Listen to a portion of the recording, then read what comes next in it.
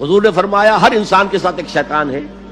किसी सहाबी ने बड़ी हिम्मत की या जुरत की या जसारत की, जो भी चाहे आप लफ्ज इस्तेमाल करें, पूछ लिया हुजूर क्या आपके साथ भी है?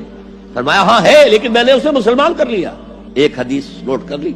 दूसरी हदीस, इन्ना शैतान यजरी मिनल इंसान मजरा दम, शैतान तो इंसान के वजूद में खून की तरह गर्दिश करता है। अब उससे कैसे लड़े?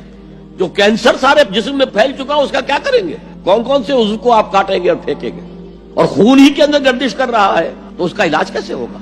अब इकबाल कहते हैं, कुश्तने इब्लीस कारे मुश्किल अस्त, इब्लीस को मार देना, हलाक कर देना मुश्किल काम है। जहां के ऊ गुम अंदर आमाके दिलस्त, इसलिए कि वो तो दिल के अंदर, दिल की गहराइयों में जाकर डेरा लगाता है, खून के साथ गर्दिश कर रहा है। क्या करोगे?